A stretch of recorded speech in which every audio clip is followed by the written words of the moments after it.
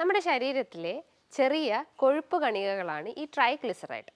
ഈ ട്രൈഗ്ലിസറൈഡ് നമ്മളൊരു lipid profile, നമ്മളെ ശരീരത്തിലെ കൊഴുപ്പിൻ്റെ ഘടന എത്ര ഉണ്ടെന്ന് നോക്കാൻ വേണ്ടി നമ്മളൊരു ലിപ്പിഡ് പ്രൊഫൈൽ ടെസ്റ്റ് ചെയ്യുക. ലിവറും സ്പ്ലീനും ഒക്കെ എൻലാർജ്ഡ് ആയിരിക്കാം. മറ്റൊരു പ്രധാന ലക്ഷണം എന്ന് പറഞ്ഞാൽ അമിതമായിട്ടുള്ള വയറുവേദന തോന്നാം. അത് ലിവറിൻ്റെ ഏരിയാസിലും അങ്ങനെ പല ഏരിയ എന്നില്ല, പല ഏരിയാസിലൊക്കെ ആയിട്ട് നമുക്ക് വയറുവേദന ഫീൽ ചെയ്യാം. ഒരു ഡോക്ടറുടെ നിർദ്ദേശം പ്രകാരം പ്രോപ്പർ മെഡിസിൻസ് എടുക്കുക. അങ്ങനെ ഇത്തരം ഇതൊക്കെ പാറ്റേൺസ് ഒക്കെ ഫോളോ ചെയ്ത് കഴിഞ്ഞാൽ നമുക്കൊരു പരിധി വരെ ഈ ട്രൈഗ്ലിസറൈഡിൻ്റെ ആ ഹൈ ലെവലിൽ നിന്ന് നമുക്ക് കുറച്ചുകൊണ്ടുവരാൻ പറ്റും. ഹായ്, ഞാൻ doctor Juhi Das, QNB health കെയറിലെ ഹോമിയോപ്പത്തിക് ഫിസിഷ്യനാണ്. നമ്മുടെ ശരീരത്തിലെ ചെറിയ കൊഴുപ്പ് കണികകളാണ് ഈ ട്രൈഗ്ലിസറൈഡ്. ഈ ട്രൈഗ്ലിസറൈഡ് നമ്മളൊരു ലിപ്പിഡ് പ്രൊഫൈൽ, നമ്മളെ ശരീരത്തിലെ കൊഴുപ്പിൻ്റെ ഘടന എത്ര ഉണ്ടെന്ന് നോക്കാൻ വേണ്ടി നമ്മളൊരു ലിപ്പിഡ് പ്രൊഫൈൽ ടെസ്റ്റ് ചെയ്യുക. ലിപ്പിഡ് പ്രൊഫൈലിൽ വരുന്നതാണ് HDL അഥവാ ഗുഡ് കൊളസ്ട്രോൾ, LDL അഥവാ bad cholesterol, triglyceride, total cholesterol. അങ്ങനെ ഇത്രയും ചേർന്നിട്ടുള്ളതാണ് ഈ ലിപ്പിഡ് പ്രൊഫൈൽ എന്ന് പറയുന്നത്. ഈ ഒരു ട്രൈഗ്ലിസറൈഡിൻ്റെ ഒരു നോർമൽ വാല്യൂ എന്ന് പറയുമ്പോൾ ഒരു 150-150നേക്കാട്ടും മേലെ ആയി കഴിഞ്ഞ് കഴിഞ്ഞാൽ, ഒരു 150 മുതൽ 199 ആയി കഴിഞ്ഞാൽ ഒരു മൈൽഡ് സ്റ്റേജിലാണെന്ന് മനസ്സിലാക്കാം. ഒരു 199 മുതൽ 499 വരെയാണെങ്കിൽ അതൊരു മോഡറേറ്റ് സ്റ്റേജ് ആണെന്ന് മനസ്സിലാക്കാം. 499നേക്കാട്ടും എബവ്, ഒരു 500നേക്കാട്ടും എബവ് ആണെങ്കിൽ നമ്മുടെ ബോഡിയിൽ അത്രയും ട്രൈഗ്ലിസറൈഡ് കൂടിയിട്ടുണ്ടെന്ന് ഈ ഒരു ടെസ്റ്റിലൂടെ മനസ്സിലാക്കാൻ പറ്റുന്നതാണ്. ഈ ഒരു ടെസ്റ്റ്, അതായത് ലിപ്പിഡ് പ്രൊഫൈൽ ടെസ്റ്റ് അഥവാ ട്രൈഗ്ലിസറൈഡിൻ്റെ ഈ ഒരു ടെസ്റ്റ് നമ്മൾ ഫുഡ് കഴിച്ച്, അതായത് ഫാസ്റ്റിംഗ് ടൈമിലാണ് ചെയ്യേണ്ടത്. ഫുഡ് കഴിച്ച് ഒരു 12 hours ശേഷമാണ് നമ്മൾ ട്രൈഗ്ലിസറൈഡ് ടെസ്റ്റ് ചെയ്യേണ്ടത്. അങ്ങനെയാണെങ്കിലുള്ള അതിനൊരു ആക്യുറേറ്റ് വാല്യൂ നമുക്ക് കിട്ടുള്ളൂ. അതായത് ഒരു 150 ആണെങ്കിൽ അതൊരു നോർമൽ വാല്യൂ ആണ്. 500നേക്കാട്ടും എബവ് ആണെങ്കിൽ അത്രയും ഇൻക്രീസ്ഡ് ആയി എന്ന് മനസ്സിലാക്കാം. അതേപോലെ തന്നെ നമ്മുടെ ശരീരത്തിന് എനർജി നൽകുന്നതാണ് ഈ കാർബോഹൈഡ്രേറ്റ്, അതായത് ഗ്ലൂക്കോസ്. ഈ ഗ്ലൂക്കോസ് നമ്മൾ കഴിക്കുന്ന അന്നജം അടങ്ങിയിട്ടുള്ള ഭക്ഷണങ്ങൾ ഗ്ലൂക്കോസ് ആയിട്ട് കൺവേർട്ട് ചെയ്ത് കോശങ്ങളിൽ സ്റ്റോർ ചെയ്ത് വെക്കുകയും ആവശ്യത്തിനനുസരിച്ച് നമുക്ക് എനർജി കൊടുക്കുന്നു. അതേപോലെ തന്നെ എനർജി തരുന്ന മറ്റൊന്നാണ് ഈ ട്രൈഗ്ലിസറൈഡ്. ഓരോ 4 months അല്ലെങ്കിൽ 6 months കൂടുമ്പോഴും ഒരു 40 വയസ്സുള്ള ആളുകൾ ഈ ട്രൈഗ്ലിസറൈഡ് ചെക്ക് ചെയ്തിരിക്കണം. ബിക്കോസ് ഈ ട്രൈഗ്ലിസറൈഡ് കാരണം പല ബുദ്ധിമുട്ടുകളും നമ്മുടെ ശരീരത്തിൽ ഉണ്ടാകും. പല അസുഖങ്ങളിലേക്കും അത് ലീഡ് ചെയ്യും. Diabetes, fatty liver, stroke, paralysis, അങ്ങനെ പല അസുഖങ്ങളും ഈ ട്രൈഗ്ലിസറൈഡ് കൊണ്ട് ഉണ്ടാവുന്നതാണ്. അപ്പം ഈ ട്രൈഗ്ലിസറൈഡ് രക്തക്കുഴലിലൊക്കെ ചെന്നിട്ട് പറ്റി പിടിക്കുകയും അങ്ങനെ അതിലൂടെ ബ്ലഡ് ഫ്ലോ കറക്റ്റ് ആവാതെ വരികയും അങ്ങനെ ബ്ലോക്ക് ഉണ്ടാവുകയും അങ്ങനെ ഹാർട്ട് അറ്റാക്ക്, സ്ട്രോക്ക്, പാരാലിസിസ് ഇത്തരം അസുഖങ്ങൾ രൂപപ്പെടുകയും ചെയ്യുന്നു. മറ്റൊന്നാണ് ഈ ട്രൈഗ്ലിസറൈഡ് പോയിട്ട് പാൻക്രിയാസ് ഗ്രന്ഥിയിലൊക്കെ പോയിട്ട് പറ്റിപ്പിടിക്കുകയും അങ്ങനെ ഇൻസുലിൻ പ്രൊഡക്ഷൻ ഇല്ലാതാവുകയും നമ്മുടെ രക്തത്തിൽ ക്രമാതീതമായിട്ട് ഗ്ലൂക്കോസിൻ്റെ അളവ് കൂടുകയും ചെയ്യുന്നു. അങ്ങനെ ഡയബറ്റീസിലേക്ക് അത് ലീഡ് ചെയ്യാനുള്ള ടെൻഡൻസി ഉണ്ട്. അതേപോലെ തന്നെ ഈ ഒരു ഫാറ്റ് മോളിക്യൂൾ അഥവാ ട്രൈഗ്ലിസറൈഡ് നമ്മളെ ലിവറിന് ചുറ്റും അടിഞ്ഞുകൂടുകയും അങ്ങനെ ഫാറ്റി ലിവർ അല്ലെങ്കിൽ ഫൈബ്രോസിസ് സ്റ്റേജിലോട്ടും സിറോസിസ് സ്റ്റേജിലോട്ടും ഇത് കടക്കാനുള്ള ഒരു ചാൻസ് ഉണ്ട്.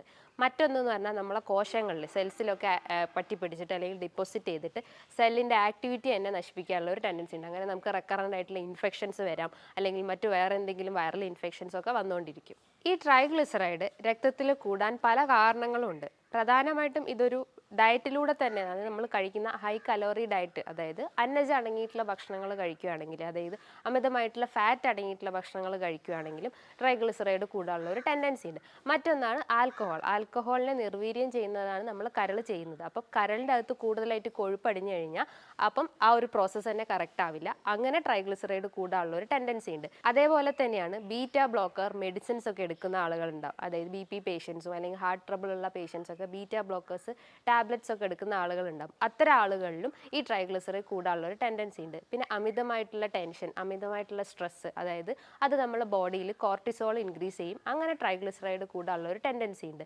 മറ്റൊന്നാണ് നമ്മൾ വ്യായാമം ഇല്ലാത്ത അവസ്ഥ, അതായത് ബോഡി വർക്കൗട്ട് ഒന്നും കൊടുക്കാതെ ഒരു സ്റ്റിൽ ഒരു മൂവ്മെൻറ്റ്സ് ഇല്ലാത്തൊരവസ്ഥ വരുമ്പോഴും നമ്മുടെ ബോഡിയിൽ ട്രൈഗ്ലിസറൈഡ് ഡിപ്പോസിറ്റ് ചെയ്യാനുള്ള ഒരു ടെൻഡൻസി ഉണ്ട്. ഇത്തരം കാരണങ്ങളിലൂടെയാണ് ട്രൈഗ്ലിസറൈഡ് രക്തത്തിൽ കൂടുന്നത്.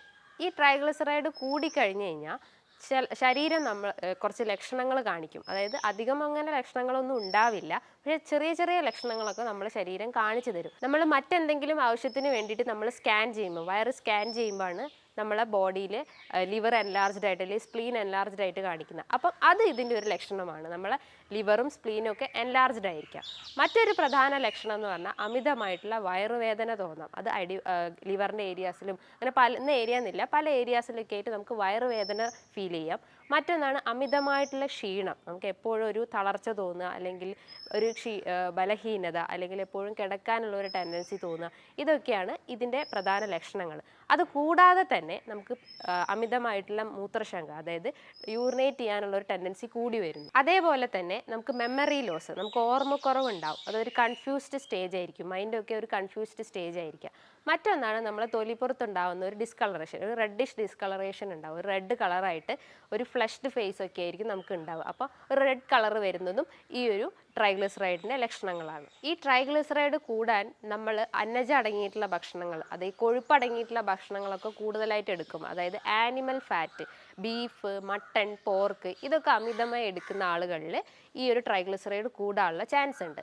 മറ്റൊന്നാണ് നമ്മൾ പ്രോസസ്ഡ് ഫുഡ് അല്ലെങ്കിൽ സാച്ചുറേറ്റഡ് ഫാറ്റ്സ്, അതായത് ജ്യൂസ് സിറപ്സ് അല്ലെങ്കിൽ ഷുഗർ സിറപ്സ്, ഇത്തരം ഐറ്റംസ് ഒക്കെ എടുക്കുമ്പോഴും ഈ ഒരു ട്രൈഗ്ലിസറൈഡ് കൂടാനുള്ള ഒരു ടെൻഡൻസി ഉണ്ട്. പിന്നെ ഒന്ന് പ്രധാനമായിട്ടും നമുക്ക് പറയാം, നമുക്ക് വ്യായാമം ഇല്ലാത്തൊരവസ്ഥ, അതായത് ഒരു മൂവ്മെൻറ്റ്സും കൊടുക്കാതെ സ്റ്റില്ലായിട്ട് ഇങ്ങനെ ഇരിക്കുമ്പോഴും ഈ ഒരു എനർജി ബേൺ ഔട്ട് ആവാതെ ആ ഒരു ഫാറ്റ് അത്ര ഏരിയാസിലൊക്കെ ഡിപ്പോസിറ്റ് ചെയ്തിട്ടും ട്രൈഗ്ലിസറൈഡ് കൂടാം. ചില ഭക്ഷണത്തിലൂടെ തന്നെ നമുക്ക് ട്രൈഗ്ലിസറൈഡിൻ്റെ ആ ഹൈ ലെവൽ നമുക്ക് കുറച്ച് കൊണ്ടുവരാൻ സാധിക്കും. നമ്മൾ പറഞ്ഞു, അന്നജം അടങ്ങിയിട്ടുള്ള ഭക്ഷണങ്ങൾ അല്ലെങ്കിൽ ഫാറ്റ് അടങ്ങിയിട്ടുള്ള ഭക്ഷണങ്ങൾ അത് കഴിവതും കുറച്ച് കൊണ്ടുവരിക. കാർബോഹൈഡ്രേറ്റ് അടങ്ങിയിട്ടുള്ള വൈറ്റ് റൈസ് ആണെങ്കിൽ അത് ബ്രൗൺ റൈസിലേക്ക് ആക്കുക. അതുപോലെ ഫിഷൊക്കെ കഴിക്കുമ്പോൾ നമ്മൾ കുക്ക് ചെയ്ത് കഴിക്കുക, ഫ്രൈ ചെയ്തതിന് പകരം കുക്ക് ചെയ്ത് കഴിക്കാൻ ശ്രമിക്കുക.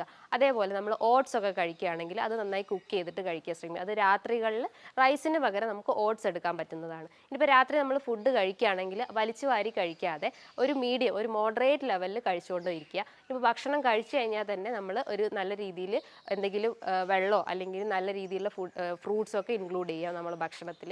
അതേപോലെ തന്നെ നട്ട്സ് ഐറ്റംസ് കഴിക്കുന്നതും നല്ലതാണ്. അത് വെള്ളത്തിലിട്ട് കുതിർത്ത് കഴിക്കുന്നത് ഒരു പരിധി വരെ ട്രൈഗ്ലിസറൈഡ് കുറയ്ക്കാൻ പറ്റും. ഇനിയിപ്പോൾ ധാന്യങ്ങളൊക്കെ കഴിക്കുകയാണെങ്കിലും ചതുരപ്പയർ അല്ലെങ്കിൽ മുതിര, ഇത്തരം ധാന്യങ്ങളൊക്കെ കഴിക്കുന്നതും ട്രൈഗ്ലിസറൈഡ് കുറയ്ക്കാൻ സാധിക്കും. അതേപോലെ തന്നെയാണ് മോര്, തൈര്, ഇതൊക്കെ കൂടുതലായിട്ടുള്ള പ്രോബയോട്ടിക്സ് ആണ്. അപ്പോൾ ഇത് നമ്മുടെ ബോഡിയിൽ എത്തുമ്പോൾ നമ്മളെ ഡൈജഷൻ കറക്റ്റ് ആക്കുകയും നല്ല ബാക്ടീരിയസിനെ ഉൽപ്പാദിപ്പിക്കുകയും ചെയ്യുന്നു. അതേപോലെ തന്നെയാണ് അമിത വണ്ണമുള്ള ആളുകളാണെങ്കിൽ അവർ വെയിറ്റ് കഴിവതും കുറച്ച്, അതായത് വർക്കൗട്ട് ചെയ്തിട്ടും അല്ലെങ്കിൽ എന്തെങ്കിലും എക്സസൈസ് ചെയ്തിട്ടും അവർ വെയിറ്റ് കഴിവതും കുറയ്ക്കാൻ ശ്രമിക്കുക. അങ്ങനെ നമ്മളെ ബോഡി അത്രയും ഹെൽത്തി ആക്കാൻ ശ്രമിക്കുക. ഇത്തരം ഭക്ഷണ രീതികളൊക്കെ നമ്മൾ ഫോളോ ചെയ്യാൻ ശ്രമിക്കുക. അതേപോലെ തന്നെ ഒരു പ്രോപ്പർ ആയിട്ടുള്ള ഒരു എക്സസൈസ്, അതേപോലെ തന്നെ ഒരു ഡോക്ടറിൻ്റെ നിർദ്ദേശം പ്രകാരം പ്രോപ്പർ മെഡിസിൻസ് എടുക്കുക.